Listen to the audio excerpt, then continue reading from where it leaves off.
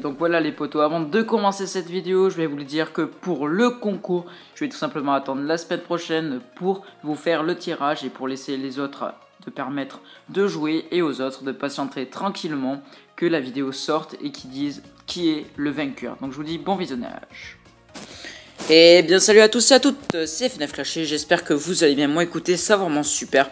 Donc aujourd'hui on se retrouve pour une nouvelle vidéo sur Clash Royale, comme vous pouvez voir à l'écran. Donc une petite vidéo pour vous expliquer comment monter très facilement en arène 5. Donc en fait c'est juste simplement, on va dire, une petite présentation entre parties, en gros, de mon deck, qui m'a permis tout simplement d'augmenter très rapidement un trophée. Donc maintenant à partir de ce moment là je stagne un petit peu à 1500, enfin entre 1400 et 1500, parce que j'ai plus trop envie, on va dire, de continuer à rusher, même si les nouvelles cartes m'intéressent justement de les avoir. Mais si je ne prends pas le risque, on va dire le risque entre parenthèses, de monter, c'est parce que j'aimerais bien aussi débloquer le sorcier. Donc vous allez me dire, il faut être pire que chanceux de l'avoir en arène 5, le sorcier, en sachant en plus que je n'ai pas encore mis d'argent dans ce jeu là. Donc qui veut dire pas d'argent veut dire que je n'ai pas encore débloqué de ma vie un seul super magical chest. Donc en gros ça va être très compliqué de le débloquer. Mais en regardant quelques vidéos sur internet ou même des images, j'ai déjà vu des personnes qui étaient sincèrement beaucoup chanceuses. C'est-à-dire qu'elles avaient débloqué le sorcier de glace dans un coffre, soit géant, on peut après aller en or, voire dans un truc qu'on récupère toutes les 4 heures. Donc le coffre, on va dire, pas journalier, mais du moins que toutes les 4 heures vous avez un coffre en bois. Et dans celui-ci vous pouvez trouver des récompenses. Donc ça m'est déjà arrivé que je trouve dans ce coffre en bois justement des cartes plutôt rares, style j'ai déjà débloqué le prince là-dedans, j'ai déjà débloqué mon PK là-dedans, enfin il y a l'Arkix aussi il me semble. Donc pas mal de cartes j'ai débloqué dans ce coffre là, et simplement dans celui-là, et pas forcément dans le coffre en or ou dans le coffre à couronne. Donc c'est pour ça que j'ai envie tout simplement de stagner dans cette arène là, parce qu'elle est vraiment très intéressante niveau gameplay et tout le reste.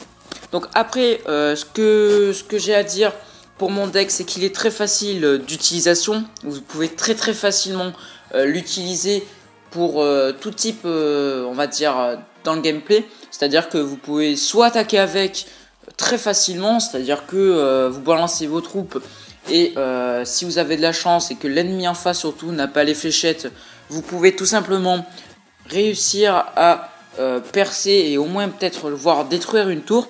Parce que nous avons tout simplement dans l'équipe le prince qui fait quand il charge, il fait extrêmement de dégâts, ainsi que le chevaucheur de cochon lui-même aussi, qui permet lui de foncer et de finir les points. Parce que ça m'est déjà arrivé que avant que je ne jouais sans, ça m'est déjà arrivé de perdre des batailles parce qu'il restait 100 points de vie à la tour en face. Tandis que maintenant, souvent dans ce cas-là, je gagne, on va dire, pas forcément je gagne, mais du moins j'égalise.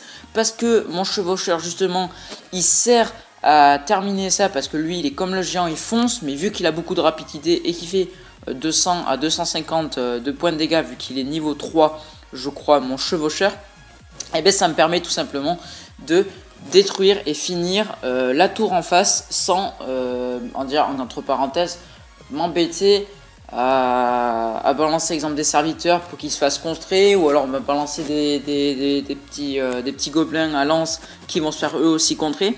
Donc tout ça, ça me permet de faire beaucoup de choses en très peu de temps, enfin je veux dire pour le chevaucheur, et grâce à lui ça me permet des fois de gagner des batailles, ou du moins de faire une égalité pour peut-être le finir de l'autre côté, ou même voir faire des 3 étoiles en touchant la tour du roi. Donc c'est pour ça que je l'utilise, parce qu'il est vraiment génial, le chevaucheur. Ensuite, ce qui est bien dans mon deck, c'est que nous avons des troupes quand même plutôt offensifs. C'est-à-dire que à part vraiment le chevaucheur et le prince géant, qu'est-ce que j'ai dit, le prince géant, le prince, on a quand même, j'ai des troupes plutôt offensives et défensives en même temps, parce que j'ai tout simplement les serviteurs qui sont très bien pour tout ce qui est troupes terrestres, style Valkyrie, style barbare, style tout ce qui est caserne à barbare et tout ça, qui font que spawner sans s'arrêter, et que les barbares ne peuvent forcément pas toucher les serviteurs vu qu'ils sont aériens et que eux n'ont pas d'arc comme les archers ou tout ça.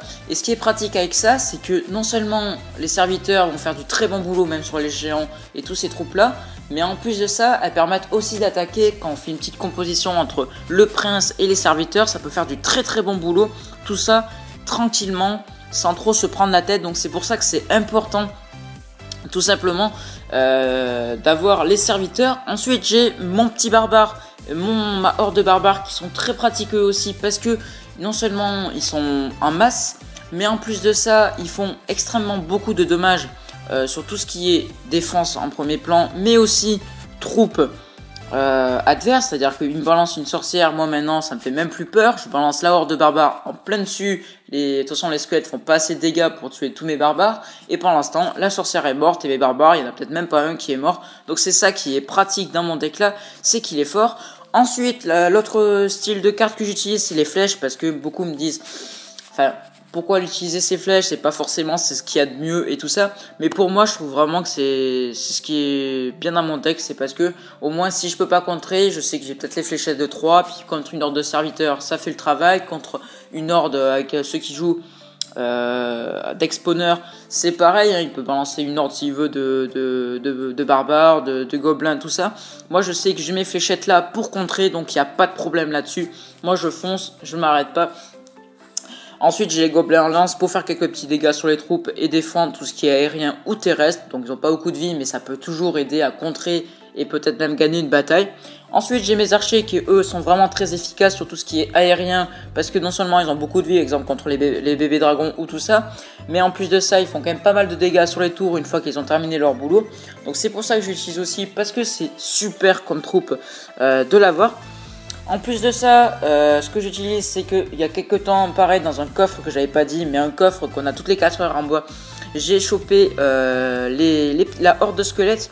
Donc au final, je l'ai quand même rajouté à mon, on va dire, à mon deck, parce que je trouvais que ça pouvait faire des dégâts de masse. Et comme mon deck, une fois que le mec en face n'a pas de fléchettes et que vous balancez toute la sauce sur une tour, normalement ça passe crème et la tour elle explose avant même que vous puissiez, que l'ennemi puisse faire quelque chose d'autre.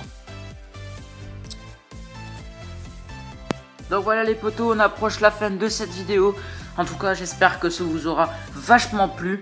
Moi ce que je vous dis, c'est que je vous retrouve dans la prochaine vidéo. Donc là il y aura certainement déjà le résultat du concours comme je vous aurais dit en début de vidéo. Mais en plus de ça, je vais certainement peut-être commencer un let's play, ou alors vous faire encore des tutos qui sont pas mal pour vous aider à progresser et tout ça. En tout cas j'espère que cette vidéo vous aura plu. N'oubliez pas de liker, commenter et de vous abonner. Je vous dis à une prochaine les amis. Ciao, c'était FNF Club.